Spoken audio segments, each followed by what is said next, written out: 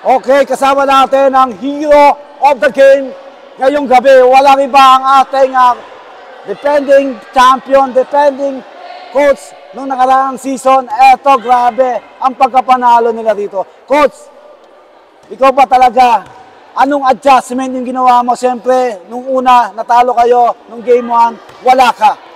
Siyempre, itong game 2, parang sinasabi dito, ikaw talaga ang susi ng Team Summit para manalo dito sa game 2. Una-una po, nagpapasalamat po kay Lord sa binigay na lakas sa mga players ko. Coach, actually, coach, wala namang susi talaga. Ang pinakasusi talaga, coach, mga players ko lang talaga. Talagang sobrang saludo ako sa kanila sa pinakita nila ngayon. Mula simula hanggang dulo. Talagang hindi sila bumigay, coach. Kasi alam naman natin yung El Compadre. Naglalaro yan sa dulo eh. Kaya pilit ko sinasabi sa kanila, huwag bitawan, huwag bumitaw. Siyempre, coach, kanina, talagang maganda yung umpisa ninyo hanggang sa fourth quarter. Lamuman kayo ng 11 points pero nagkaroon ng 9-0 run. At lahat ng free throw ng inyong mga player ay hindi pumas. Anong pakiramdam ng isang Jay Yabut doon sa bench? Pakiramdam ko po nung coach, talagang sabi ko, napagod na yung players ko, mga easy shot, mga free throw, ang dami mga sundot ni Joms. Sa ilalim, di na pumapasok. Siguro, dala na yun ng fatigue nila, si CJ nag-cramps na rin, 2 free throw yung minintis niya, tapos yung error din yung mintis din ni Jonah, sabi ko talagang pagod lang kasi binawi naman nila sa depensa nila, coach eh.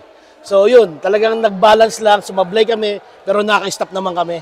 Pero ramdam mo mananalo kayo dito sa game 2. Sabi nga sa'yo, coach, hindi ko talaga ramdam kasi ang bigat nung nung pinagdaanan namin nung game 1. Sinabi ko nga lang kanina, before the game, sabi ko mag-enjoy lang sila, huwag silang ma-pressure, sabi ko wala naman dapat patunayan. Bago yung team natin, first time dumating ng final, so sabi ko, enjoy nyo lang yung game. Siyempre, alam naman natin, Coach Jabot, eto, game 3 na. Siyempre, kanina pinahanga mo ako sa mga gawa mong game plan, talagang nasunod. Yung talagang yung isolation mo, yung paano i-receive ng bola, yung talagang relax na relax ka, nakakapag-isip ka doon sa game plan mo ngayon. Coach, actually, talagang special game, special play yun. Hindi ko tinuturo sa kanila sa ensayo namin. Talagang dapat mag-iwan ka ng konti na hindi mo gagamitin sa buong game para hindi ka ma-anticipate ng kalaban mo. Buti naman, nag-click. Kaso lang talagang hindi lang na-shoot yung backdoor ni kay Jonathan talaga. Grabe ang mga secret weapon, secret play ni Coach Jay Yabut dito. Talagang abangan natin dito sa game 3 kung magagawa, mai-stay ba ni Jay Yabut ang kanyang panalo dito sa game 3. And then bago ang lahat, Coach, i-shoutout at bumati ka muna sa mga mahal mo sa buhay. Binabati ko po yung Team Summit, kay Boss King, kay Chef Tong, sa mga wife po nila, mga players ko, sa wife ko po, kay Mitch, yan, nanood po ulit.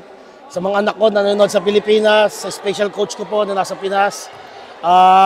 Yun po, yung mga family ko, mama at daddy ko, mga kapatid ko, tito, tita ko. At yun po, sa bubuo ng Jazzville, yun, maraming salamat. Supportahan niyo po kami sa game namin, sa game 3. Magkita-kita po ulit tayo. Okay, good luck, Coach. Salamat, Kita Coach. sa game 3 next week. Salamat po. Sinamin. Ready na ba?